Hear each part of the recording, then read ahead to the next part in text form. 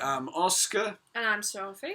And it's just us two doing a podcast today because, yes, it is. And this one kind of has a bit of a topic. I believe this is episode 17, first of all. Just so I know. What was that? Episode 17 of the Heelcast, I believe so. What number's in 17? 7. Yes, it is. And this one might have a bit more of a wrestling-heavy theme. Yeah. At least for this first part of it. And to clarify, at this moment in time, none of us know both of us don't know what happened at the Raw after Payback. For people who don't know, and I'm surprised, and I don't think you would care if you don't know WWE, but for the people who are interested in WWE, Payback, the WWE pay-per-view, was happened Sunday just gone at the time of recording this, and it was branded as the first pay-per-view of the new generation, of the new era, shall I say? This was a pretty big thing. They tried to make it a big thing. Tried to. They started off with the New Day coming out. Which is Which is always always great. great. First of all, I do want to clarify this. You're not that much of a hardcore watcher of wrestling. You don't watch too much of Raw. No, I don't. I don't have a network subscription. I literally watch it when I come round here. Yeah. I watch YouTube clips. Yeah, you're more caught up with it when you hear from either myself or Will, and Will's more caught up with it when he hears it from me. So at the end of the day, you hear from what I end up saying. I'm a casual watcher. Yeah. And you know bits and pieces of... This was... Barring some WrestleManias that we did show you a month ago, or a few months ago, somewhere. This is your first actual wrestling pay-per-view I've watched. from start to finish, and the first thing that kicked off was New Day, because we were going into the finals for the WWE Tag Team Title #1 contendership with Enzo Amore and Big Cass versus the Vaudevillains, and this one ended in a very tragic way. Yeah, it was somewhat unfortunate. It was very unfortunate, the fact that if they were building this up as the new pay-per-view of the new era, and this is how it started. Yeah, it was kind of a bit of a Yeah, this was your first viewing of both teams as well. So from what you did see, for the couple of minutes that I did see of them, they were pretty enjoyable. Just a shame that it had to be cut short. Yeah, and of course I don't know what happened on the Raw after. Well, Enzo wouldn't have been on there, so I doubt it would have got finished there and then. It might get finished on the next pay-per-view, in all honesty. Probably when he's better, yeah. Yeah. I think by that time, maybe he might be back in the ring. I don't know, it's like end of May, maybe, I don't know. Possibly. I think concussion usually is like a few weeks recovery. Just depends how bad it is and how long it takes him to recover. Yeah, I think they handled it pretty. I think they handled it well, barring the fact that they showed his whiplash 500 times. Yeah, in slow motion. Yeah. Well, let's just have a look at Enzo cracking his neck off the rope again. Yeah, let's watch him concuss himself and then look like he's probably passed away on the floor. Yeah, that was kind of scary though. Yeah, I think for a minute everyone was kind of like, oh. He was just limp on the floor, not responding whatsoever. I did find that quite concerning. Yeah, because even if they're selling it, really... Because Enzo's a type of guy that he makes a move look more painful than it actually is. So I thought, this is just him working it. But the way he landed on the floor, it's like... And then didn't move at all. Yeah, and then they were sending medical teams out and stuff. And you're like, oh, this is serious. They were doing, the X mark as well, which usually means, nah, seriously, we got a big injury right now. So, yeah, and, a legit stretcher, which doesn't usually come out. Yeah. Thankfully, it doesn't usually come out. But the next match after that was the Kevin Owens and Sami Zayn match. Which was fantastic. Which might be the best match of the card, in my opinion. These two have had a history going back to Ring of Honor, even. And it's one of these things where it's their feud. I can watch them feud all. They can fight forever, basically. Yeah. And they have good chemistry back and forth, I think. I think it helps that the fact that they did go into the business practically together. Yeah, definitely. And Kevin Owens can talk. Kevin Owens is hilarious. For all he wants to. He can talk about whatever he wants to. And the match ended with Kevin Owens beating Sami Zayn, which I didn't predict that. I didn't either. I predicted either Sami Zayn would win through like a fluky roll-up. Yeah. Or they would both get counted out. Yeah. But no, Kevin Owens beat Sami Zayn, which is like, okay then. I guess that fits more in Sami Zayn's underdog thing and Kevin Owens' big-headed, I can do anything character. And then after that, Kevin Owens decided to sit on commentary, which might have been the highlight of the entire evening. Oh, I found that hilarious. That was fantastic. When he was just chilling with a hat on. Oh, yeah, just cut to him with JBL's hat on. Oh, it's too good. During the Cesaro and The Miz match, which was for the Intercontinental title, a clear setup for a Fatal 4-Way match at the next pay-per-view, which had Cesaro losing to The Miz. That was by a fluky roll-up. Yeah. So there was a fluky roll-up, but I didn't know which match it would be. And just Sami Zayn out of nowhere. I have to admit, that was more, like, it sounds awful, but it was more interesting than, I think, what was going on in the ring at that point. That match was kind of purely to set up the next match, I felt. Which, I mean, Cesaro's a great athlete. And I like him. I'm not a massive fan of Miz. And The Miz can take a bump. Yeah. He can be a heel. He's good at being a heel more so on his mic, more so on his promo stuff, as opposed to his in-ring stuff. Like, he's not the best in the ring, but I think he's fine in terms of a character. Yeah, they set him up pretty well. I love him as a heel. I love to boo him. Yeah. And that's my whole thing with The Miz. Like, I like that he's there because we need a smarmy heel. Yeah, definitely. And he's good at being there. And the fact that he's got his wife Maurice with him is just even more reasons to make them just be absolutely douchey. Yeah, just brilliant. And the fact that it ended with Kevin Owens essentially powerbombing everyone. Yeah. It was a plus. It was a bit of a plus. And then Dean Ambrose and Chris Jericho had a match. I enjoyed that one. This match felt like it went on for a while. Yeah. Because I think this felt like the match that. How long did that match go on? It's like the fill-in spot, I think. I think they probably were meant to go on for as long as they did, but obviously because the tag team got cut short. The tag team one went on for about 4 minutes, and then the Ambrose and Jericho match went on for like nearly 20. Yeah. Which felt like that was the match. Because I think they have faith in both guys going for a while. Yeah, definitely. And Jericho being typical Jericho self and Ambrose being himself. This was your first experience seeing Dean Ambrose in Modern Wrestling. So how was your first perception of Dean Ambrose? I liked him. I thought he was pretty cool. Obviously, he's got a lot of fangirls. Yeah, clearly. From his Shield days, yeah. From his Shield days, yeah. But it was pretty good. Like, I think I found his hair very distracting. The lunatic fringe. The lunatic fringe. I was kind of like, it's one of the worst nicknames. Please sort your hair out. But like, other than that, like, I really enjoyed the match. I thought it was cool. I liked him. I like Chris Jericho anyway. So that was pretty... Ambrose picked up the victory, which is what I predicted. He needed the win more than Jericho did at this point because the pay-per-view before that was WrestleMania, and Jericho beat AJ Styles.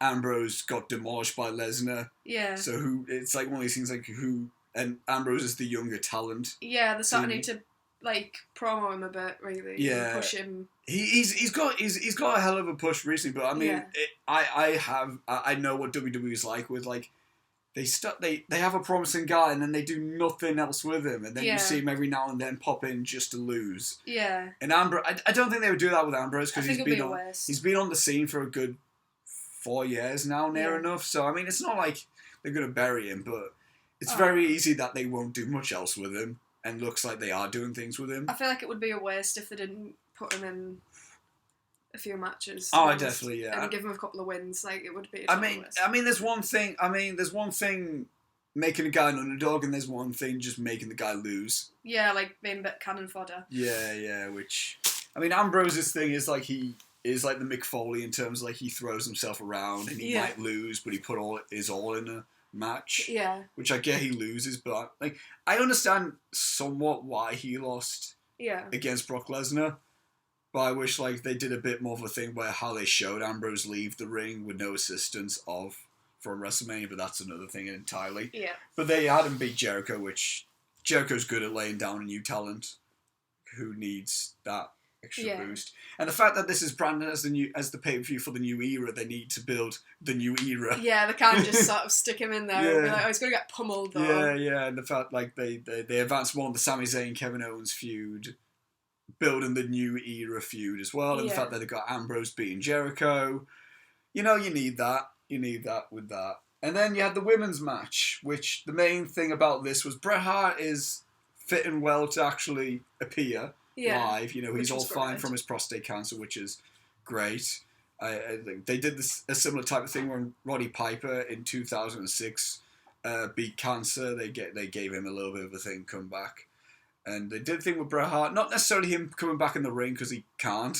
Yeah. He actually can't take a bump. He's fitting well, but he's not fitting well enough to be He can't take a bump at all. But he was beside his niece, Natalya, facing... I love Natalya. Yeah. This was your first seeing both Charlotte and Natalya. Yeah. Not necessarily your first with Ric Flair. No, I'm familiar with Ric Flair. Yeah. But it was the first time I'd seen them sort of verse off, so it was pretty cool. Yeah, and the fact that this is the first proper full-in match of the women's division. Yeah, I enjoyed that. I thought it was good. Yeah, and they actually got a belt, not a butterfly. Yeah, that was a massive improvement. Yeah. I can't say I enjoyed the ending of it. Yeah, that's something else, yeah. But I liked the outcome. Like, just double sharpshooters on the flares. Yeah. But now the fact that that made no sense. Yeah. The billionth and third retelling of the Montreal screw job, which we get it. Bret got screwed over. I kind of felt like Bret didn't even know what was going to happen. Like his face when it happened, he was like, I think they probably told him like, oh yeah, you're going to get in there with her and do this move. We're going to do the double sharpshooter. We're going to do double sharpshooter, but I don't think they were going to do like... the Montreal screw job again. I don't think they were going to do that again. He looked as if he was like, right, this is going fine, this is going fine, what are they doing now? It almost felt like a joke. Like they were telling a joke, like, the Montreal screw job. Like, it made no sense near it. Like they were swearing him. Yeah. It did feel like that, because it's like, why is Charles Robinson the referee ringing the bell? Did Ric Flair pay him off? Are we going to get to know that? Then again, we might get that reveal on Raw. Who knows? Yeah. Haven't seen Raw yet, but we might find out Ric Flair paid him off. I don't know why. If that's the case. It makes no... I get, like, the fact that Ric Flair is there trying to... I like the fact... Because Charlotte is one of the better heels in the company right now, because she's such a smarmy cheat. Like Ric Flair was back in his early days, which is really good. And the fact that Ric Flair's there, almost cheating for her. But I don't get the screw job thing. That was literally... That was a bit out of nowhere. You kind of like... Yeah, I would rather, like, I'm not a big fan of, like, when a child of a wrestler comes into the business and their gimmick is... I'm their child. Yeah. Like, I'm not a fan of Charlotte's whole thing of woo and everything like that. And, like, she did something different with the figure four leg lock. It's not just a straight up figure four. But it's like, like Natalya, I get how she has her whole, like... She doesn't feel like she's trying to be Bret Hart or any of the other Harts. Yeah, well, she's not meant to be his daughter. She's meant to be his niece. She's his niece, yeah. She's... the daughter of Jim Neidhart, who's cousins with Bret Hart. So yeah. But I mean, like, most people from the Hart Dungeon do have that type of attire, and they do tend to use like sharpshooters, like Chris Benoit, an example, who did the who trained at the Hart Dungeon. He did use the sharpshooter, so that like that just seems like a thing more stylistic. It seems more stylistic and more towards like a theme rather than being like, I'm just going to recreate this character. I'm Bret Hart 2.0, but yeah, Charlotte. I'm not a fan of for a while, Charlotte was literally like, I'm Ric Flair's daughter. Yeah. Which I'm a fan. I'm a fan of her as a heel now because she feels like she's more herself. Yeah, I know Will was getting quite annoyed every time she was saying woo. He was like, stop saying woo. That's not your thing. It's fun. It was a fun atmosphere watching it. Yeah, it was a fine match. Rubbish finish. Yeah, rubbish finish, but cool match up until that point, and it was a bit of a milestone, I think, for the women's division. Really. I mean, we had that big triple threat match at WrestleMania to see who's the first women's champion, which was like, right, this is what it's like, and we're not just having the same women wrestle every time. Yeah. Because at WrestleMania it was Charlotte, Sasha Banks, Becky Lynch. Now we actually got someone else, Charlotte and Natalya. I hope we do that a bit more often. Like, give more women a chance at the title, so it's not just the same old type of thing. It's like just bring Paige in. We have Paige fight for the women's title. Like, I don't know how. Like, no, I don't know. They need to extend the women's division more, I think, as well. Yeah, definitely. Yeah. Like, bring a load from NXT and then like just build more on the NXT. Like, I think Bayley's more than capable to come up in the main roster now, definitely. And like Alexa Bliss and people like that. Asuka not so much because she is the women's champion at the moment in NXT, so she needs to hold that title. Well, I'll be seeing Bailey soon anyway. You will be at Download, yeah. Yeah.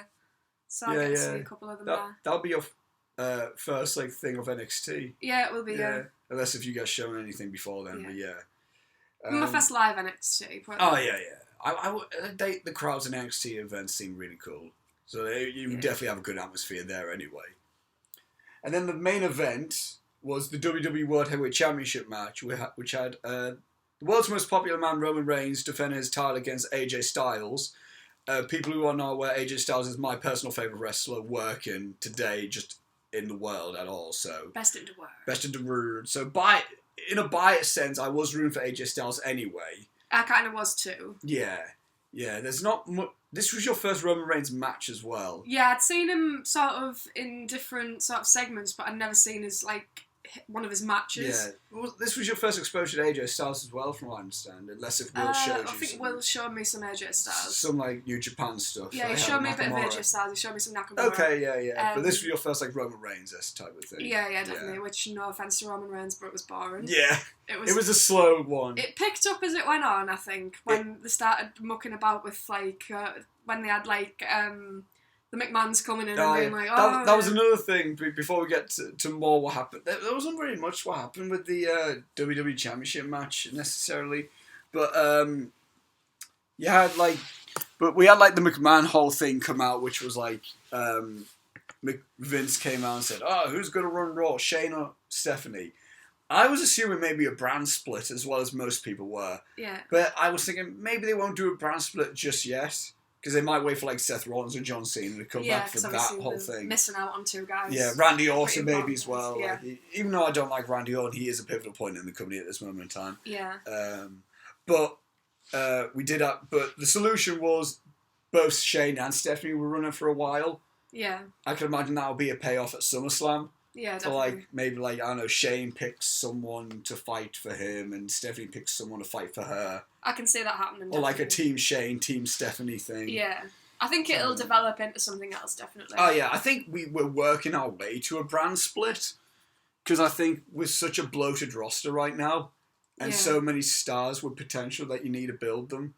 I mean, that's how guys like Dolph Ziggler were able to become world champion. Yeah. The fact that there was a brand split, that he could be the top guy of one brand, where you had John Cena on the other brand necessarily type thing. I mean, that's where CM Punk got most of his big stuff, because he had a killer feud with Jeff Hardy in 2009 on SmackDown.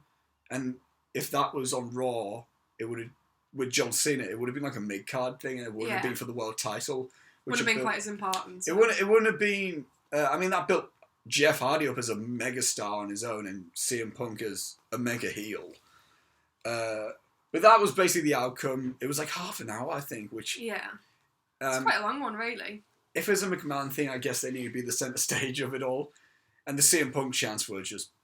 golden. Oh, God, yeah, when people just started and you could tell Vince was just getting more and more and more. He was no, story. Which, I mean, what do you expect? You're in Chicago, home of Punk. Exactly, it's going to happen. You're not going to get, you're not going to get past it. But, I mean, aside from that, AJ Styles and Roman Reigns had a pretty... it was mainly... All the main spots were from AJ Styles, the ones that looked good. You had the forearm through the table. Oh, he had some fantastic moves going on. Yeah. We were all on the edge. That's the point where it got interesting when he started pulling out these moves, because we were all on the edge of the couch. It was me, you, Gary, and Will. We were all... yes, come on, we were all behind AJ at this point, and you had and then it got count out first thing, then Shay came out, no more count outs.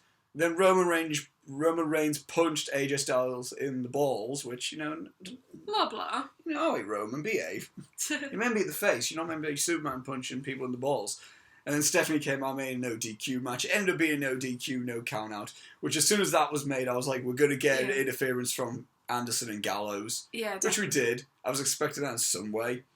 And some people were expecting a Finn Balor thing, which I was like, I know he's scheduled for Download. Yeah, but I was like, I don't think... So I know he wouldn't be appearing on the main roster just yet anyway. And I was like, that would feel like everything would get too rushed at this point. Yeah, they're trying to force too many people on. I feel like there's something more between AJ and Roman at the moment, which there is now, because the match has been made for the next pay-per-view. which that's something new. I don't know if that's ever been done. Like on the current pay-per-view, they announced the main event for the next pay-per-view. Yeah. I don't know whether that's ever happened. Correct me if I'm wrong, which I found interesting. But it was a pretty high-octane thing involving Gallows, Anderson, and the Usos. We had AJ Styles doing his Pele kick. He missed he did a 450 splash, which I'm glad he's doing that, because I wasn't sure if that move was banned or not. Because there was a move, because like there's a thing where you flip and you do a whole thing where you're meant to land on your gut on the guy. And I think, know the kind of thing you mean. Yeah, and I think Randy Orton, believe it or not, it was Randy Orton that ended up mucking it up. One guy did the move and Randy Orton moved the wrong way. So the guy ended up hitting his knees right on Randy Orton. So then... So it's kind of like, maybe... So then Vince was like, nah, we'll ban that move for a while. And I think it's been brought back because I think AJ knows how to do it. Yeah. And I think people know how to take it now. Yeah, like it's better executed. Yeah. And he did his stuff and Roman hit AJ with a spear to pin him, which... It certainly got a reaction from us. Yeah, dude. Like, no, Roman. Bad Roman. You're not even The Rock's cousin. We knew it... I knew he was going to win. We weren't... I mean, he just won at WrestleMania. They're not going to let their golden child win. Vince isn't going to book his golden child to lose the event right after WrestleMania to a guy that, for a while, was the top guy of the rival company, TNA. Yeah. AJ Styles was essentially the John Cena of TNA for a while, so that's also a thing. Yeah, and he got... Roman got as many boos as we assumed. He got Roman boos. He got the Roman reaction. Yeah. And again, not sure what necessarily happened on Raw just yet because I haven't seen it. But following what were your overall thoughts on Payback first of all before we? I enjoyed Payback. I think it was a shame that I was looking forward to the tag team once it started getting going. And then I was a bit sad it got cut short. Yeah. Glad everyone's okay though. Oh yeah, definitely. He's apparently he's on his feet and he's moving and everything. He just needs time off because of concussion. It was sort of. Bits of it, I sort of like to say, there's bits of it where it might have been a little bit dull, but then it had me on the edge of my seat. I think the most dull match was the Ambrose Jericho match. Yeah, and I think that's because that got extended, which I get it. The intro to it was good. I enjoyed the intro, but then it went on... I like the video package. Yeah, it went on a bit too long. Yeah. So it was like kind of okay, but it wasn't brilliant. Yeah. It filled in a gap. Yeah, exactly. Yeah. I like the thing of like the team, the different teams with the McMahons. Yeah. But just mainly because it was funny. It made funny by the chanting, I think. The CM Punk chants and the yes chants that went on as well at points with Shane McMahon was out because everyone loves a bit of Shane McMahon apparently. Apparently so. I really enjoyed the women's match. That was really good. Barring the finish. Yeah, barring the finish. Barring the finish was a good match. And like I say, with the Roman Reigns one, I was disappointed with the ending. I predicted it would happen. Yeah. We're going to get a rematch between those two at Extreme Rules, so that's going to be interesting. Once it started off a bit slow, but once it got going, it was really good. Yeah. The atmosphere was pretty cool for it, even though everyone sort of guessed what was going to happen. I think. I think that's just part of the fun of it as well. It's like even though you like, I think with a good group of us as well. Yeah, the more people you have, I think the more. Yeah, I think the more like fun a wrestling event gets because you get more into it. Like you like even though you're like I know Roman's gonna win, we were still into it. It's like AJ's close. No, come on, AJ, you can do it. Yeah, it's more fun with a group because it's more of like a good atmosphere. Yeah. It's good as well when people have different views because then you can all be like, Yeah. I was right. Yeah, I was right. I was like, I did not expect that. But I mean, for what Payback was, which was just a pay-per-view, not one of the pay-per-views. Yeah. I thought it did its job. The fact that it was the first pay-per-view of the new era, quote unquote, it did its job for setting up storylines. I think there was no big swerve or anything, but I wasn't expecting that. Really, it's literally the setup pay-per-view to what's to come. I think the best match was probably the Owens and Sami Zayn match. Yeah, I mean they can go a good while. I mean, Sami Zayn, he's recently been putting on like stellar stuff this year. I mean, that Nakamura match he had at TakeOver Dallas, which might be the best match of the year within the WWE realm. And of course, you had like, and his match in Money in the Bank, not Money in the Bank, the ladder match he had at WrestleMania, which was really good as well. And this match he has right now, and I do think he does have the potential to be one of the faces Oh, absolutely, yeah. Like him and Seth... I honestly think it's like him and Seth Rollins could be like the Stone Cold and The Rock. Yeah, I think so, Like how Stone Cold was always the babyface guy, but The Rock always went back and forth between babyface and heel. Yeah. I think Sami Zayn could do a really good thing about always being the face, like the babyface, and Rollins can do a good job of going back and forth like face and heel, face and heel, face and heel. Oh, definitely, yeah. And I mean, they're both young guys. I mean, Rollins, when he comes back, will get a monster pop from the crowd because everyone misses him. Everyone misses him. I miss him.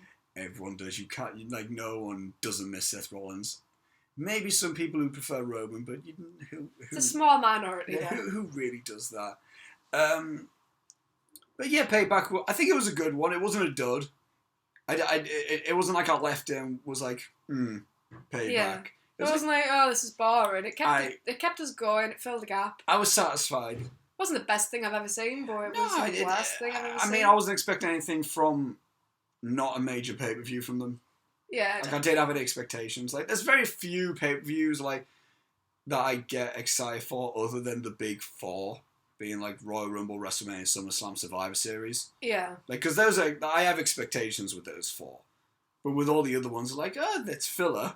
Yeah, it's sort of getting you hyped for that. Yeah, really. it's very rarely that, I mean, the most biggest example of a match from a whatever pay-per-view was a Money in the Bank 2011 with CM Punk and John Cena, which was one of the best matches I remember ever seeing because of just the overall story and everything like that, which is a very rare thing to happen.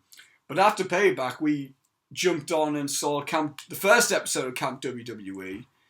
Didn't see the second episode yet, but the first episode of Camp WWE, which for people who are unaware, is the adult cartoon done by Seth Green, creator of Robot Chicken and other types of things like that, which featured Vince McMahon as a camp counselor with all of other different mini wrestlers.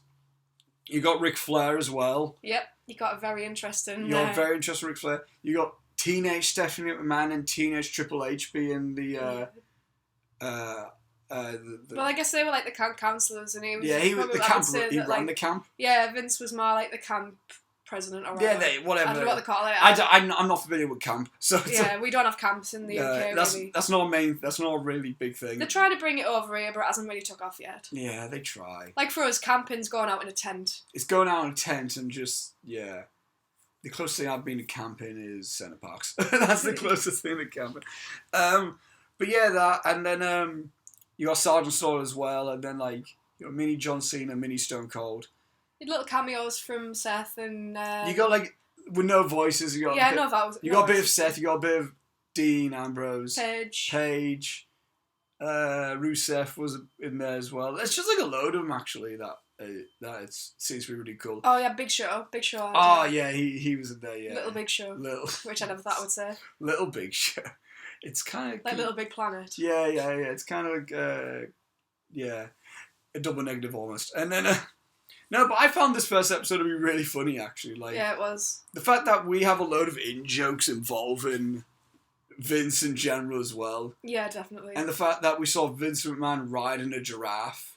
That was one of the best things I've ever seen, I think. With an inflatable speedboat also. Yeah, he had like a pill and he dropped it in the water and as he was hunting down John Cena with 2 machetes. Yeah, I never thought I would say that. Like, what? Like, I love that the fact that we live in a world where we can say, did you see that episode where Vince McMahon was chasing after John Cena with 2 machetes and he rode a giraffe? Oh, definitely. I think, because we've got a lot of jokes about Vince, we ended up, after watching this, with a lot more jokes about Ric Flair as well. Oh, the fact that he just seems to be trying to have intercourse with anything. Particularly bears. Which was really random. Yeah, bears, a tyre. A tyre, a rock. Yeah. Not Dwayne Johnson. Not the rock, just a rock. A rock, like a boulder. Yeah. And, I mean, for this episode, I mean, it's a 20-minute episode of, like, John Cena got homesick. Yeah, wanted to go home. Vince didn't want him to go home. Vince was like, no, because Camp WWE will close down, and he showed him a film. That he made. Clearly he didn't make. Clearly not, obviously. He didn't make, which he did. Which was an interesting video as well. Like, oh, if you go home, the house will blow up.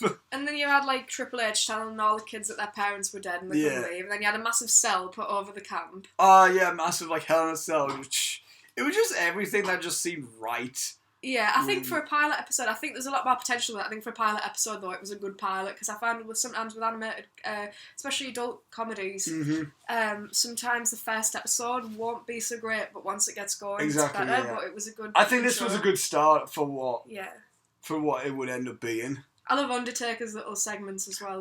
It's like, your parents are dead. They are. It's like, that's funny, because he didn't mind his parents died in kayfabe. But it's like, it has a lot of like nice little things. I can't remember, there was a Godfather reference as well, of all things, like, you broke my heart, Fredo. Like that. Oh, I remember that, yeah. That's a Godfather Part 2 reference. Like, of all the things like they could have referenced, they referenced that. And I know, it's like, there's not really much really to say, but it's like, other than like, I liked how how this series starts. Yeah, and I love how wit Vince clearly was. Oh, like, it sounded like he was loving every moment of delivering the lines, and the fact that it is actually Vince McMahon, and that it is actually Ric Flair, and that it is Sergeant Slaughter, and I know we got Triple H as Quadruple H coming up in this show as well at some point. But no, it was just a good fun, and I do recommend anyone who. It's definitely more fun if you know more of the WWE characters. That definitely, and if you're a fan of Seth Green's work, there's a lot of like stylistic elements that like you probably recognise. Not in terms of like, he hasn't made the same jokes that he's made in other programmes, but like it's his style of humour. Like, you can sort of see that, but it's sort of unique in its own way as well. Mm-hmm. Yeah, definitely. Yeah, I mean, it is what I expected near enough from what it was, and it met my expectations, which were good expectations. I didn't really know, to be honest. I'd seen like little clips and things in trailers and whatnot, and we talked about it beforehand, but I did not have a clue what to expect. Like, I sort of knew what to expect in a way, but then in terms of humour, I was like, how are they going to make this funny? Like, what's going to happen? Yeah. And then just from like the first few lines of like, from Vince like stealing Undertaker's cookies and stuff, and doing like a little coffin-shaped box, I was like, this is fantastic. I like it when he's just like with the voice, like, and then when the car tries to drive from the camp, he goes, "I'm not done talking." Yeah, that was brilliant. Because it is like everything that a character Vince would be like, and the fact that it is Vince having such a blast. And you can hear he is having fun with it. When you can tell when the actors and the voice actors are having fun with it, he's sort of like, this is cool. And I love how Ric Flair just is perfectly fine with the fact that they're making him seem like a sex-crazed hound. Yeah, he's perfectly fine with this. Like, I love the fact that he's just cool with that, like... No, but yeah, I mean... The animation style in some aspects kind of reminded me a bit of Gravity Falls. Yeah, I've seen stuff from there, and it does, like, look like that style. Mainly, like, the animation for John Cena, I think. Yeah. Yeah, definitely. Yeah. Which, I mean, that's all interesting, the fact that is. I mean, I'm not sure who animated this, but... Yeah, I don't know who exactly animated it, but yeah. It is a good adult animated cartoon. But yeah. You'll have a lot of fun picking out little references and little characters and things. That was a fun part of it, I think. Definitely. Moving on from wrestling talk, for film talk now, I guess we can say. I watched Insidious for the first time last night. I was just about to mention that. I was going to say we should. I watched it for the first time. I watched Insidious, the James Wan horror film. How many times have you seen this film now? Oh God, probably about 6 or 7 times. I haven't seen it, like, I don't watch it every day. It's not like my child movie. It's not like, oh, it's Friday night, that means it's Insidious Day. Yeah, I think I watched it in the cinema when it came out. Yeah. And then I watched it again after that, and then I watched it with Will. Mm-hmm. And then I think I've watched it twice, or I've watched it a handful of times. Yeah. I watched it once with my mum, and a few times just by myself I've watched it. So probably about 6 or 7 times. I know me. No, you're probably my 8th. I'll say you're my 7th. Yeah, that's perfect. That would be fantastic. But this is my 3rd James Wan film. I've only seen Saw and Fast and Furious 7 from him. And I enjoyed this film, actually. It's a cool style to it. It does feel old school, in a sense. Like, it has that old school element, like, even the introduction to it. Yeah. Like the opening credits. like where it's not necessarily like a moving image. It's almost like a photograph, but it kind of has a bit of a flicker to it. Yeah, you're sort of looking to see if something's moving, or there might be a shadow or something, or it's just like it catches your eye, but you're not really sure.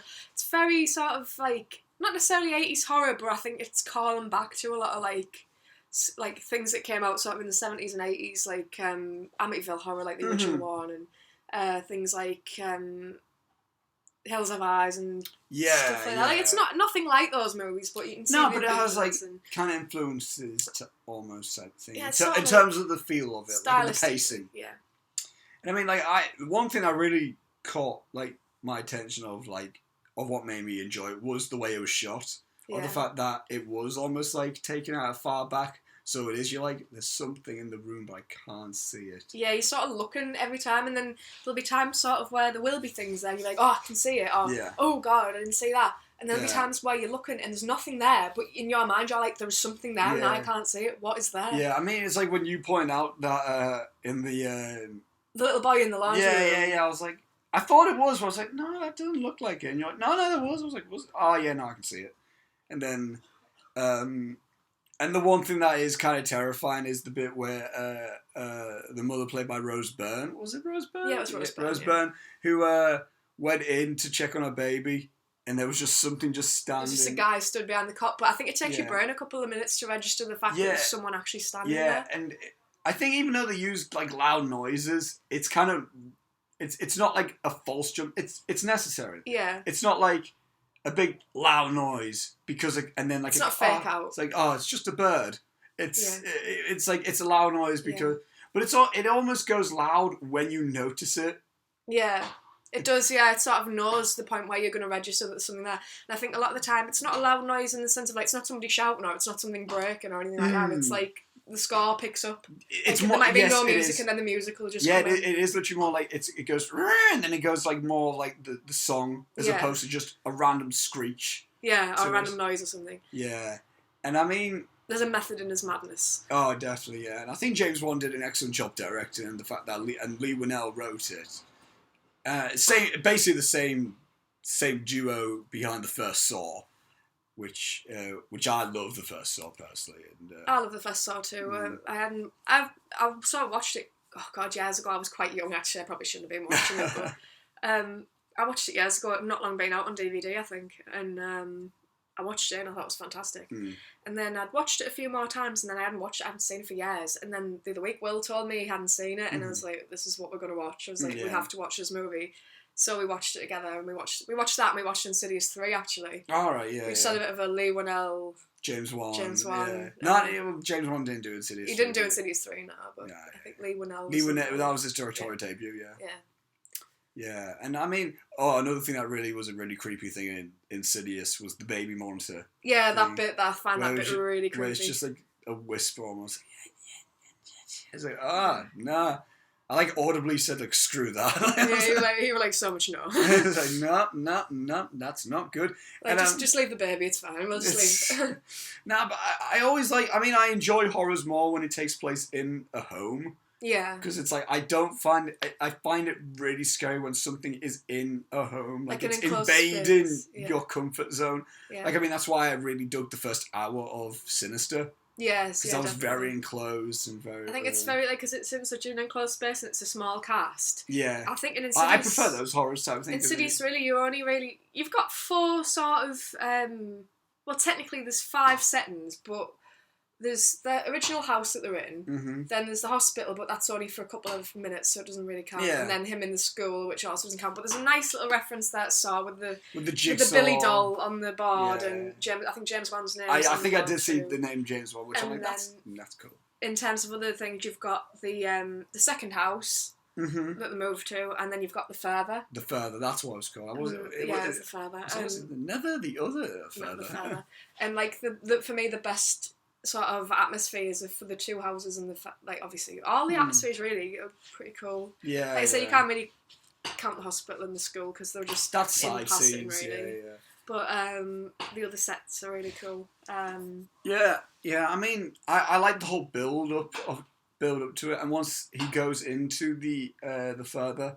Yeah. It's not necessarily scary, but it is really cool Yeah. Like with the marionettes as well and everything, just like... Yeah, it's interesting the way it's set up, I think. With that point, I think some of the designs, I will admit, some of the designs I was a bit like, huh. Yeah. Yeah, I think with the designs, though, I don't think necessarily they were made to be like, oh god, look how innovative and creepy this is. I think it was more so like a thing of like, it was a bit, not B-movie-ish, it was just kind of like... It did feel like more, I get what you mean, more like indie. It was more like the red-faced demon, I think, because we were all like, everybody I've watched it with's been like, oh, Darth Maul. Yeah, that's the joke that I've always heard. So I knew going into this film, I was like, oh, it's Darth Maul. But no, I love the design of that. The fact that it's more practical than it was like a CG thing. Yeah, I think it's... there's only 2 or 3 scenes where it's CG. Yeah, well, I mean, when he crawled on the wall. The crawling on the wall But even when he crawled on the wall, that looked stop motion, so it looked practical. There's a crawl on the wall part, and I think there's a scene where his eyes glow, and I think that was CG, but other than that, it's mainly practical. The full movie's mainly practical effects. Which I admire about James Wan. He's more in... I love practical movies with practical effects. Especially with horror films, it's even more... Because it's more scary, though. It's like, oh, that's actually there, as opposed to like, oh, it's a CG ghost. Yeah. Like if it doesn't look like the actors are generally interacting with it, it doesn't look right. I think there were certain points as well with where they would not necessarily CG but the green screen to help with movement, because obviously it was quite a difficult costume to move in. Mm-hmm. Like the top half was fine because he was just basically painted, but I think the hooved feet and that were a bit difficult to operate. Yeah, does he have a name like that? The demon. Yeah. I think is the it just lipstick demon or red-faced demon or man with fire on his face. That's it. Because I know it, like in Sinister that was Bagul and like... Yeah, I think this one generally gets lipstick demon, I think. Okay, right.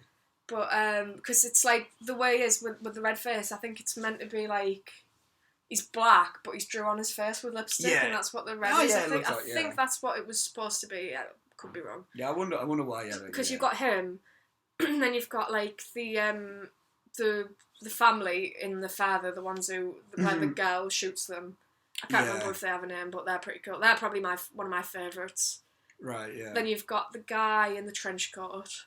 Yeah. Who we were calling Scott Stapp. Yeah. Throughout most of it. I tell you, for any viewers of Penny Dreadful, he looks like the creature from that. With like a long black hair and pale face and scars and almost. Yeah. But no, we were joking. He did look like Scott Stapp from a certain angle, like a demonic Scott Stapp. And then you've got the bride in black as well. Yeah. Who's pretty awesome, and there'll be more about that in later movies. Interesting. That'll be developed a bit more. Is Insidious 3 like a prequel to all this? Like, is that is it like... Kind does it take place before all of that? Yeah, it takes place before everything. Okay. There's not really anything to do with that family. Is it more about the... It's about Elise. Yeah. Mainly. It's sort of like... it's a single parent sort of thing. It's this guy and his daughter and son. It's mainly about the daughter. But it sort of switches from being about the daughter to being about Elise and stuff like that. Interesting, okay. It sort of gives you an idea of how Elise meets Specs and Tucker. Okay. And like her story sort of thing. And then there is sort of like, there's a thing where you can see there's a definite link to where the story's going into the first and second movie. Yeah. Like you can see where it would progress to that, but it's not about that family. Yeah, okay. Oh, so, yeah, right, yeah. Chapter 2 is, like, right after. Chapter 2 is, like, literally just, like, immediately after the first movie. I like that. I like when subsequels do literally carry on from that. Well, it's like when they definitely know they're going to make a sequel. As opposed to, like, we might be doing another one, and they never end up doing it for, like, years. Yeah. I'm looking at you, Sherlock Holmes, too. Kind of felt like this one was in the planning, like, they'd sort of already planned the sequel. Yeah. Well, to be honest with you, I think they must have done, because there's sort of elements in the first one that you might not pay much attention to, and then when you watch the second one, you'll be like, oh, hang on a minute, like, that's what that was for, or that's why that was there, or like, it'll be something really minor, like, it might be, like, something moved, and you'd be like, oh, like, it's a ghost moved it, but then it has a greater significance, maybe, in the wider plot. Yeah, okay. So that's really cool. There's sort of a different feel to the third movie, I found, like, the third movie's got a very different feel. Okay. But it's still creepy. Yeah. I still really enjoyed it. I was sort of going into it with low expectations. I hear good things just about the entire trilogy. Yeah, well, Lynn Shear's an amazing actress. I love Lynn Shear. She played Elise, the older lady, and the psychic. She's like, I absolutely adore Lynn Shear. She's a fantastic actress. What else has she been in? She's only really got. I'm saying big, but she's been in things over the years, but she's only really got big through these movies. Like she was actually in Nightmare on Elm Street. Oh, right. As the school teacher. Well, like the original. It was like a really minor role. And she was in, I think, something about Mary she was in, I believe. Right. Like I say, it's all mainly like lower credits. Yeah, but she's really just found more fame from... And I think there's a guy who sometimes is involved with horror movies with the same surname. I don't know if it's her husband. But he's been involved in some other things as well, sort of similar. But yeah, she's fantastic. I love her. Yeah. Because I remember when we initially watching the first movie, I was really not disappointed at the end, but I was a bit like, oh. Yeah. Like I was like, why? Always my favourite character every time. But that'll be hopefully. Well, I'm saying hopefully. I know what happens, but hopefully more developed on in the sequel. Yeah. I like the way it ended because that did feel like a good old school ending, like. Almost like Halloween-y type of thing, like Black Christmas. I do believe it was the boogeyman. Yeah, and then like Insidious and like. No, I did. It did. That did feel like that. It does feel like a pretty cool Halloween type of watch because it kind of has like the cool creepiness to it, but at the same time, it just feels like it just feels like a very well made film as well. It is good, I think, with films like that. I really enjoyed The Conjuring as well. The Conjuring. I do want to give that a go. I've heard good things about that. I'm anticipating the sequel. I'll be happy when that comes I don't know much about the sequel. Is it just like? Well, it's based on Ed and Lorraine Warren, who were real people. And it's I can't remember if the next one's got something to do with. I don't think it's Amityville. Maybe Amityville. I don't know. But it's like. But obviously the one in the first movie was a case that they did. This is a different case.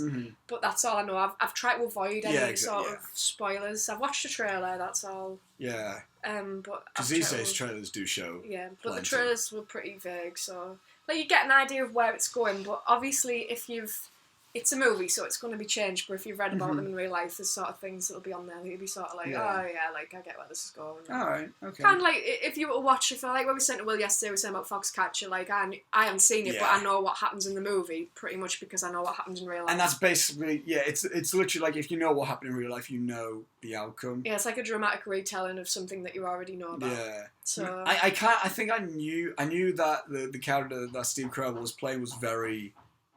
I think I knew he shot someone, but I didn't know who. I knew he was unstable. I knew that, and I remember, and the film was just a constant build. Yeah, the film's slow, but it's meant to be that way because it's just a very unsettling. Yeah, but that's a film that wasn't meant to be a horror, but in its own right was. I think you sort of had horrors that have all come out around the same time, like there's Insidious. The Conjuring, Sinister. That was another thing. Sinister's a fantastic film up until the last sort of. Until it got supernatural. Yeah, until the supernatural element. When it was supposed to be like a cult thing, it was really. Yeah, cool. I mean, it's like I don't have anything against like supernatural things. I mean, I like Insidious. Yeah. But it's like, that was a theme was. But with Sinister, it was like it was more grounded in real life. Yeah, I kind of felt like it had more of a like. Not necessarily a Red Dragon feel about it, but maybe a Manhunter sort of feel about it. Yeah, I get what you mean. It felt more like a movie like about the real serial killer or like a Charles Manson type. I think I said to Will when we watched it together, like, I said to him, this is going to go one or two ways when we got sort of at the halfway point. Said it's either going to be a case of it's going to be a cult, like the Manson family, or this is going to go supernatural. And I said, and I hope to God that it's the Manson family angle they're going to take with it. But... Because it kind of put me off. I mean, the second one got panned, I believe. Oh, that got slaughtered. But it kind of put me off. Even if it had been decent, I think it would have put me off watching the sequel because it'd have been like, well... Oh, so it's just a supernatural thing. It's just a supernatural thing then. Like, I have nothing, like I say, nothing against them. I love the Insidious movies. But it's just the way that was getting built. If it's set up a certain way, it's sort of like what we were saying in the 10 Cloverfield Lane review, when it's set up a certain way and then there's a sudden like complete tailspin and you kind of I get what you mean. What they're doing with this, where's this going?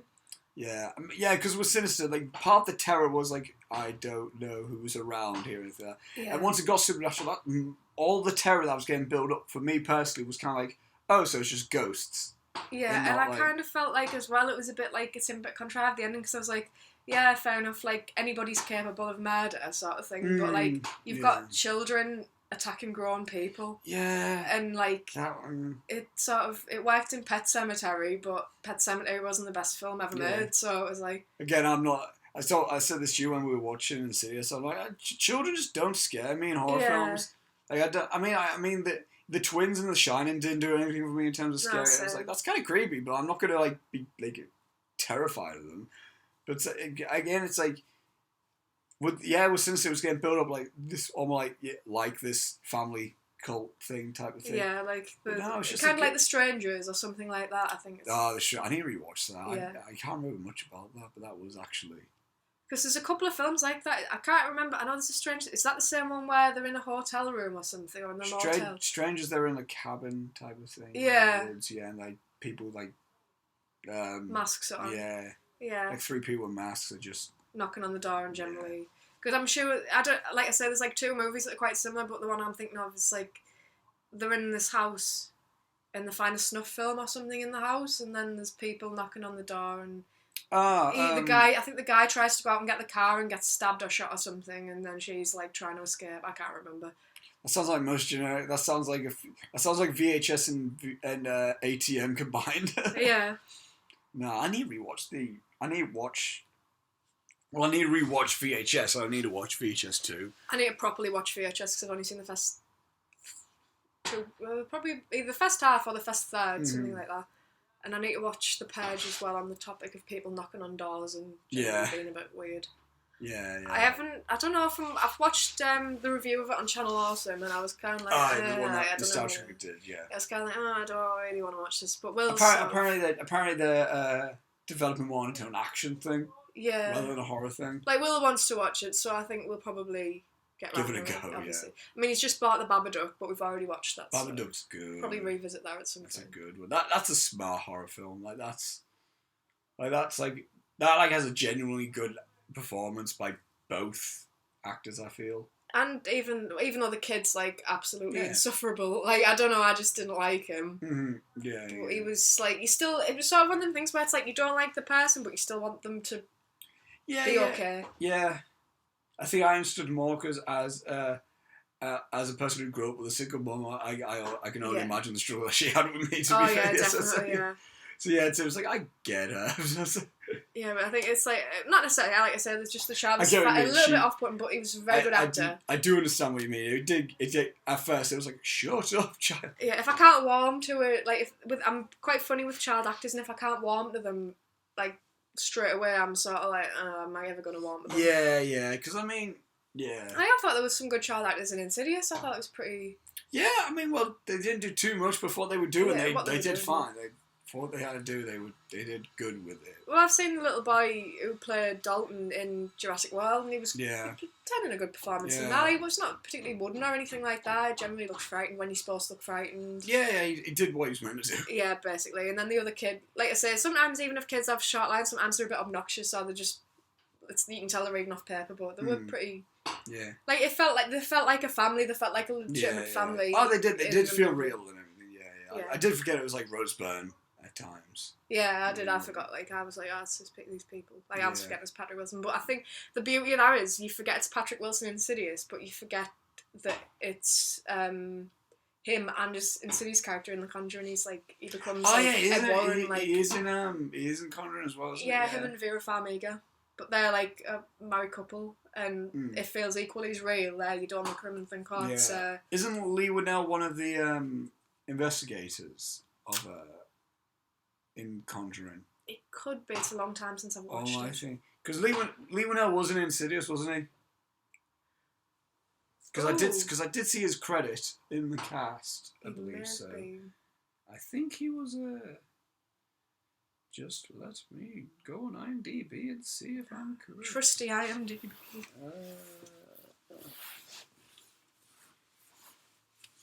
Excellent, Lyncher. Yeah. In just type it up. Insidious. The little things I did wonder why they made certain choices, like the whole thing of matching pyjamas at the beginning. I was a bit that's a bit weird. I don't get that. Lee Winnell's specs. Oh, yeah, so he was. Yeah. He's an actor that I forget. He's a guy that I forget is in things. I didn't realise that was him in Saw.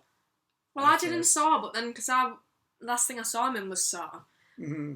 Looking at him in there, I was like, oh god, he looks a bit like Lee Winnell, doesn't he? Obviously, it was him. Yeah. Insidious. He was in Insidious. He was in Chapter 2. Yeah. Chapter 3. Oh, so he wasn't in the Conjuring. It was Insidious that I thought he was in. Yeah. No, but I mean, I do think. I think Blumhouse are turning out good horror films. I'm a good fan. I'm a big fan of Blumhouse. Even though some of them are kind of generic, but I still think they're kind of good quality ones though. Stylistic, I think, and it saves the film. Yeah, I think that they have a good style to them, and they do near enough every Halloween I do feel like watching at least one Blumhouse film. Yeah. Hush is one example, which is on Netflix. That has a good that feels like a good that has the good Blumhouse style to it, but also has it's just a really cool, unique type of film. Yeah. I've never really seen a film about a deaf mute as the main character. No. It's always about blind people usually. It's never about a deaf mute, which is actually kind of. It's interesting how and the sound play of it as well, because it kind of goes the way that they play on the sound. At points where it's you end up hearing nothing as well. Yeah, I think that's quite unnerving, really. Yeah, and it's interesting how that's done. Plus, Mike Flanagan who directed Oculus, which is I still haven't seen that yet. Which I think is an excellent film. Easily the best film distributed by WWE Studios. I didn't realise it was one of their films until it came up WWE Studios. Oh, really? Yeah, I honestly had a shock. I was like, wait, hang on. But no, yeah. I mean, is there anything that you're looking forward to coming out in the upcoming month or so? X-Men Apocalypse. Yeah, I was going to say X-Men Apocalypse. Trying to think what's coming up soon. There's not really much that I'm too hyped for. Civil War's out, but I'm not really interested in Civil War. I might give it a go maybe next week. Just to see it. I don't know, the Marvel films just don't really do much for me. Yeah, they haven't done anything for me in a while.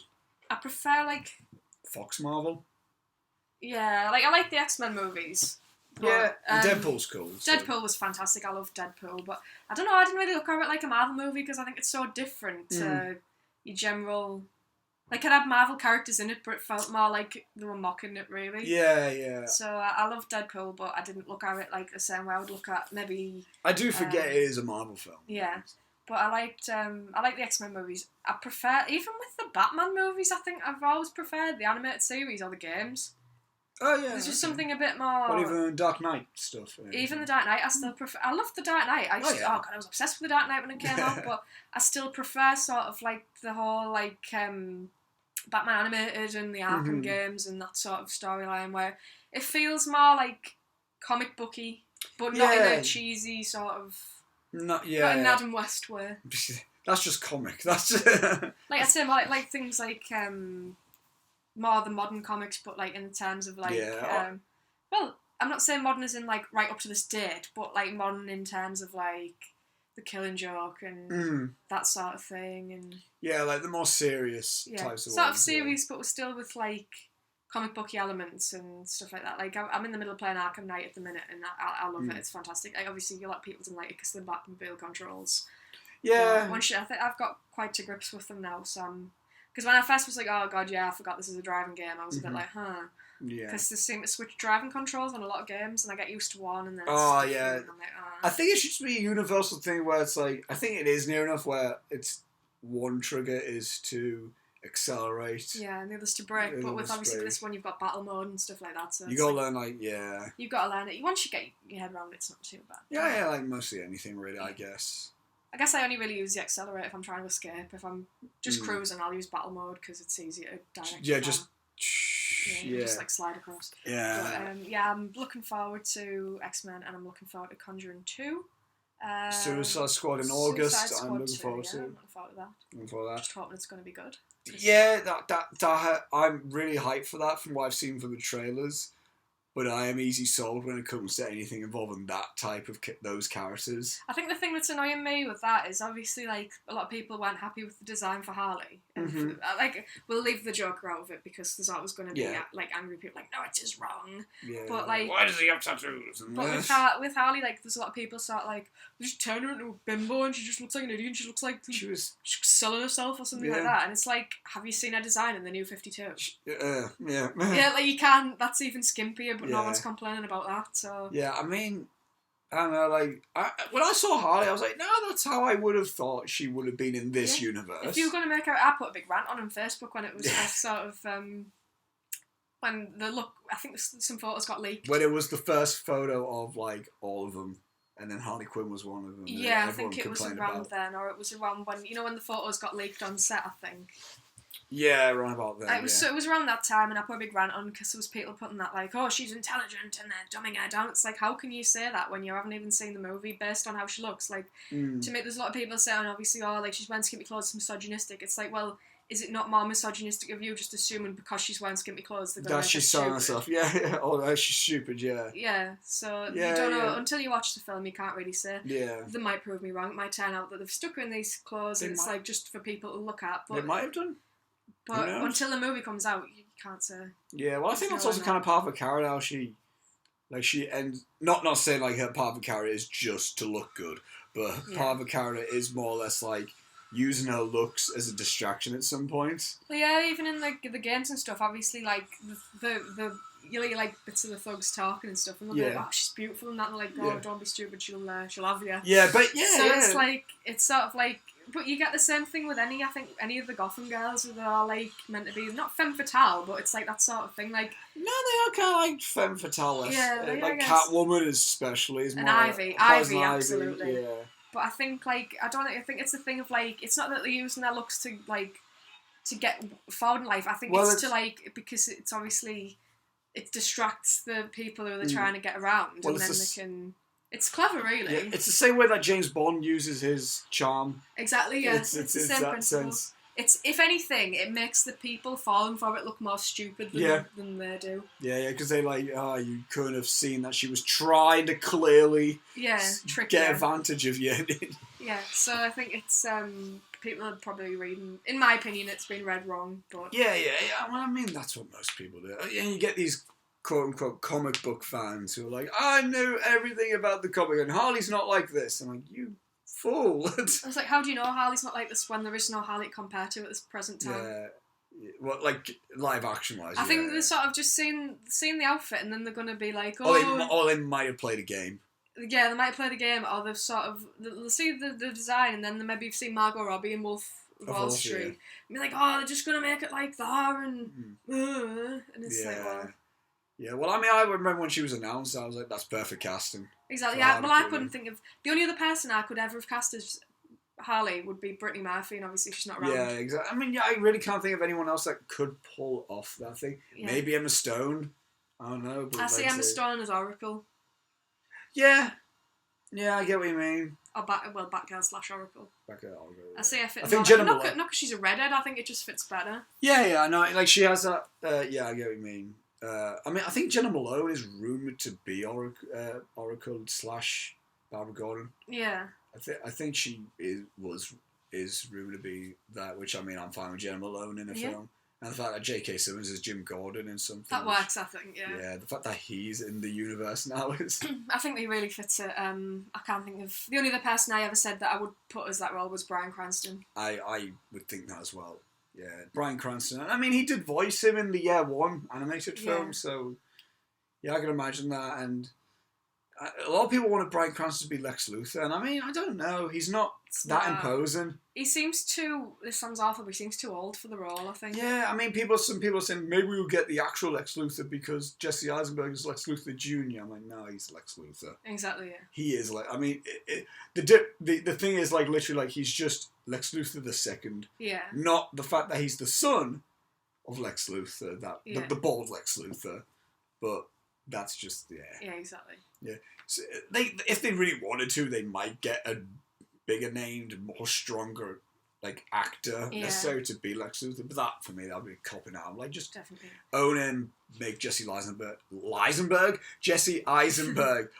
Luthor. I don't think I could even pick somebody, but like looking at the Joker, like the only person I could cast as the Joker would be Mark Hamill. But in terms of physicality, I wouldn't know who to cast. I think Jared Leto does have the perfect physicality, but I think I prefer Mark Hamill in terms of. I just feel like he sort of the voice he puts on embodies the character really. Yeah. I think they could have done. I mean, it would have been really cool if they cast him in the 1989 film. Yeah. Because because Mark Hamill's the same age as Michael Keaton. Yeah. So they could have like somehow worked, but I guess they wanted Jack Nicholson in there for the big name. Yeah, I guess so. Yeah. I'm not complaining. Jack Nicholson was a good Joker, but. Oh, he was, but like. He was a good Joker, but I don't see him as the Joker. I know that sounds weird. No. I always see him as Jack Torrance. Jack Torrance, yeah. Or in R.P. Murphy was that his name in One Flew Over the Cuckoo's Nest? I think so. R.P. Murphy, yeah. Like I see him in those roles. I don't see him as the Joker. Yeah. Whereas Mark Hamill, even though Mark Hamill was Luke Skywalker, right? When people say Mark Hamill, I think Joker first. I think Joker, and then I think, and then I think a voice, yeah. Then I think Cockknocker, and then I think Luke Skywalker. I love the fact how they had to put like in Jane Silent Bob straight back. Hey kids, it's Mark Hamill. Applaud. Yeah, that's kind of a bit of a transition. You saw Clerks II for the first time. Did you? A bit of a difference, I think. A bit of a difference. Which I wasn't sure how I was going to feel about it. I was kind of like, oh god, is it going to be one of these things where people like demand a sequel and then it sort of comes out and it's okay, but yeah. But I really enjoyed it. I wasn't sure initially when it first started out and he had the weird, like, when Kevin Smith's girlfriend was, like, getting married to Dante. It was a bit like... Jennifer Schwalbach? I can't pronounce the last name. Jen. I can't, that's just why I said... Jen Smith. Yeah, so I just couldn't remember the character's name, or the actress's name for that matter. Yeah. Was it Elizabeth? It's not Becky, that's Rosario Dawson. Her, yeah. So, I was a bit unsure, and then once it got going, like, some of the lines they gave Randall was just amazing. I loved the return of Jane Silent Bob. I even liked... They weren't in it as frequently, but I'm glad they were in it. Like, I didn't need a subplot with Jane Silent Bob. Yeah, I kind of felt like they had enough with what they were doing. I liked the character, the young boy in the movies. Elias, yeah, he was so funny. He's such a funny character, and him and Randall played off each other really well. Oh, they were great. Dante was cool. I love Rosario Dawson, whatever she's in. I just think she's a fantastic actress. I love her. And just the jokes were like, there was some really crude stuff, but it was really funny. the donkey show. The donkey show, that was brilliant. That was so funny. That was the main thing that made Rosario Dawson accept the role. Yeah. She wanted to see what they were going to do with this donkey show. And then the thing of with the whole thing of Randall trying to reclaim the racist. Yeah. That I'm taking it back. I'm taking it back. It's like, no, you're not. It's not yours to take back. But yeah, and just the whole thing of like, because you're not black. It's like, oh, look at you, tell me I can't do something because of the colour of my skin. I loved it, and the whole like Star Wars and Lord of the Rings thing. Yeah, that was cool. That little show, and when the guy gets that riled up that he vomits. Yeah. Oh, it's great because I mean. Oh, and the thing about the troll. Oh, the pussy troll. Yeah. Apparently, I think it was either Harvey or Bob Weinstein was like, I think you should show the troll. And Kevin Smith was like, what do you mean? You know they don't exist, right? I know they don't exist, but I think you should show it. And apparently that Kevin Smith was contemplating whether to build like this giant like wooden vagina with Jay Muse dressed as a pussy troll. And Jay Muse was like, I'll do it if I keep the wooden vagina. And they didn't do it. But he wanted to keep it as an entranceway into his apartment or something like that, which would have been amazing. I can imagine that's gone down really well. Which would have been amazing. He didn't have his daughter at that point, did he, though? No, he wasn't married, I don't think, at that point, yeah. He was still typical Jay Muse. Yeah. He wasn't on drugs at that point. Because that's why Kevin Smith... one of the reasons why Kevin Smith made the film, because he did promise Jay Muse, like, if you're clean for, 3 years, then I will, You can come back as Jay. Then I'll make you as Jay again, and then he got clean. And then Kevin Smith made it. But no, what I liked, because if you watch, the documentary that is on the DVD, it shows that Kevin Smith mainly did it because he wanted to do it. Yeah, I think that's good. Rather than people were demanding it. Yeah. Because in his mind, Jay and Silent Bob was the end of the View Askew universe. Yeah. Until, I think it's like he made Jersey Girl, which was more of a studio picture. Yeah. And I think him and Mosier, who's the producer, just didn't enjoy making it at all. Yeah. Because everyone was more focused on Bennifer than they were the film. Yeah, I know what you mean. Like... And he was like, hey, Ben Affleck and Jennifer Lopez. And then Smith was like, I can't remember go back to doing what I did before that. Yeah. And I think the main idea he had was Clerks II. And I enjoyed it. Was a really good ending, I felt, the way they ended it. Yeah, it was. Like I think it was a good... Like it faded into black and white and you had like the milkmaid. I kind of felt like it went in a little sort of... It went in a little loop, really, didn't it? Because obviously you've got Clerks, then all the things happen, then they just end up back where they were. It went back to Clerks II, yeah. So it went back to where they were to begin with, but in a more... Yeah. And we're getting Clerks 3, apparently. I just like the fact that they sort of spent the first 2 movies just complaining about their lives and then ended up realising that they were happier doing the things they were doing then. Yeah. Yeah, and I like the addition of like Rosario Dawson in. Like, this is like the 3rd time I watched the film. I watched it twice normally and then once with the commentary. And I like the fact that Rosario Dawson's in the just the View Askew universe because I do like Rosario Dawson and just in anything like she at first she kind of comes off as like she's just a celebrity type of thing, but she does these really cool different like projects and stuff like it doesn't matter if it's like a big budget thing or a small budget thing, she's kind of in for it. Like if she's into the script, she's into the movie. Yeah, because apparently like Kevin Smith said like apparently her agent was kind of like, she's kind of disappointed because she didn't get a role that she wanted. And then Kevin Smith, what role was that in? And apparently she wanted to get role in The Devil's Rejects. All right. And she didn't get that. And that's when Kevin Smith kind of realised, like, she's an actress that's not in it to lead up to try and get an Oscar. She just wants to do what she wants to do, which is what I really respect with her. And she's actually a really good actress as well. So that's... Yeah, she just seems like a cool person all around, really. Yeah. Definitely. And I personally like Clerks too. It gets better more on like repeat viewing for me personally. Yeah, I think it would for me too. To be honest, like I enjoyed it, but I think I'll probably not. There's things I always notice more when I'm. Oh God. When I rewatch it. Yeah, like for example, there is one bit where I'm not sure if you saw it, but there's like a like Elias has a sign on his back which says like porch monkey in training. Oh, I didn't see that. Yeah. Like it's like a quick glance type of thing. Yeah, I saw the sign, but then I thought, it'll probably come back on screen. I'll be able to read it, but I didn't see it. Yeah, no, it said porch monkey in training, which I mean the fact that Kevin Smith can somewhat get away with that, like I know it's quite like wow, that's a bit risky. I'm surprised because I know the first Clerks was 18. I think most like Clerks and Jay and Silent Bob were 18 rated, and this was a 15 rated. I'm like. Clerks didn't... I guess the first Clerks had a lot more language involved in it. I don't know, but Clerks 2 did have a donkey show. So. I think mainly the reason sort of Kevin Smith gets away with certain things in his films, I don't think it's in the sense of like, he's being bigoted or he's being racist or sexist. I think it's more comedic purposes. I think it's a social commentary. It's more like he's basically he's taking the mick out of the people who are like that. Exactly, yeah. Which, I mean, it always comes across, like, none of his stuff ever comes across, like, offensive. Yeah. I mean, I love Tarantino, but I'm not saying any of his stuff comes across as offensive, but I can understand how people can maybe get a bit thingy of the amount of times he uses the N-word. Yeah, he's a bit insensitive. He can go overboard with it at points. But with Kevin Smith, he can go probably overboard with it, but most of his stuff just feels more like, it does feel more like friendly banter. Yeah, and it seems more like the sort of saying, like, look at this idiot saying this word. It's not like... Oh, look at these idiots, he's just called this word. It's like, look at this idiot saying this word. Like obviously, because Randall was going on the way he was, and then Dante was like, are you for real? Yeah. And then he was like, oh, stuff my gran used to say, and he was like, that does not make it acceptable. Like I say, they're commenting more on the fact that that's unacceptable rather than saying that it is acceptable. Like, they go on like these mini monologues of just like these mini little...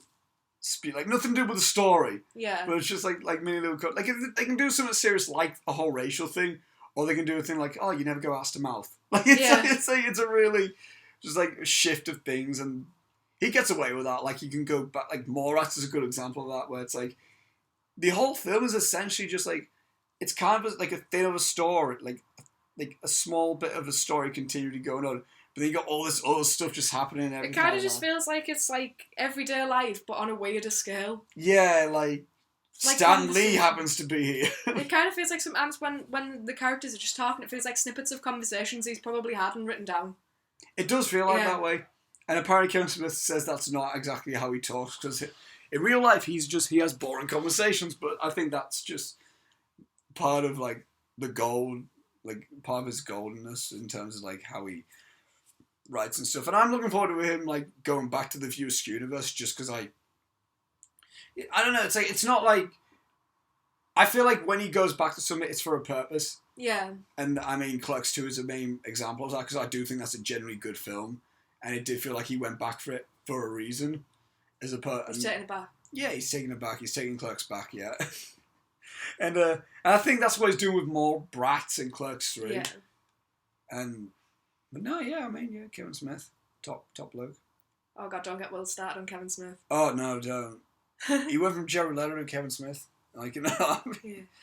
I can definitely see why, I think. Yeah. I mean, yeah. I love the characters of Jane, Silent and Bob. They are fantastic characters. Yeah. I think with that being said, I think that's where we should wrap it up. Yeah, I think we've been talking for quite some time. I didn't realise how long we were going on for. But no, we covered all sorts in this. All sorts for all sorts of people. We've been through wrestling, we've been through adult comedy, we've been through horror movies, comedy, Kevin Smith, View Askew universe. Yeah, how people view Harley Quinn. Yeah. We've been through all sorts. We've had everything. This has been a good one. And, guys, if you want to go down the description, if you want more of us and the rest of Heel Crew, you can follow us on Twitter if you so will please, if you feel that inclined to. Just for your extra ramblings on there. If you really fancy that. And go on the Facebook page. Once in a blue moon, there's stuff updated specifically on the Facebook page. And yeah, that's really about it.